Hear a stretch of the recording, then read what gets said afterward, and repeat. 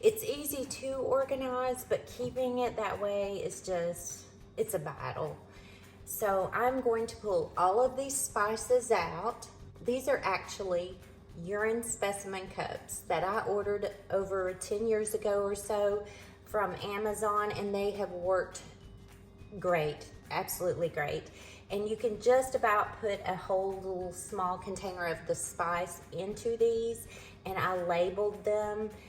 Oh, and cayenne pepper we use a lot, and it is way in the back. Like, what's it doing back there? Pumpkin pie spice, oh yeah. Poppy. Oh, I think we use this maybe once every few years. This is just a spice rack. I bought 2 of those. Okay, I'm gonna have to get my glasses for this. Tomato bouillon, and by the way, this is great for Mexican rice, but we've got that up there. Mustard seed, which I don't know if we've ever used. Actually, I think we've had this forever. Flax seeds, which I need to use, and I haven't. Old salt and pepper grinder, which I kind of like. Grilling spice, Argentina barbecue seasoning, grilling spice seasoning, sweet and sassy garlic seasoning. We're never gonna use this. Little Ziploc bag of ranch seasoning. There must be half a packet in here. I can't throw it away. The seasoning packets off of ramen noodles. Really? A salt and pepper shaker that my mother-in-law gave me, which they're really cute, but I don't use them. I'm gonna have to go get my stool. I'm gonna put my glasses right here and you watch, I'll forget where they're at. Plain pink salt. And this is my overflow container, which I keep up at the top. When I run out of a seasoning, I get my stool out and I get up there and I pull this out. But I usually have that spice there. And if I don't, I just write it down on my list. Here comes the fun part.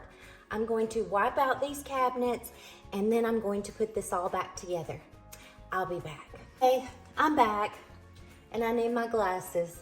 Got my cabinet wiped out and now I'm gonna put my spice racks back up here. I'm going to take all of these containers and fill them up as much as I can and put them back in.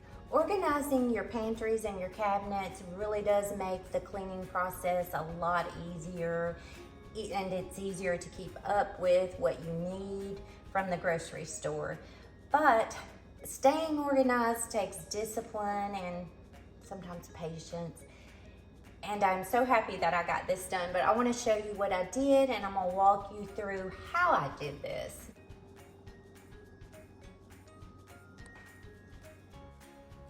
Now, doesn't that look much better? This system works perfectly, but I do have one suggestion for you. If you decide to do your spice cabinet this way, do use the chalk labels because you can wash them and take them off.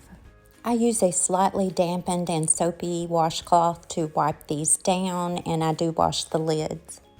These came 25 to a pack, and you can only get 24 on the racks.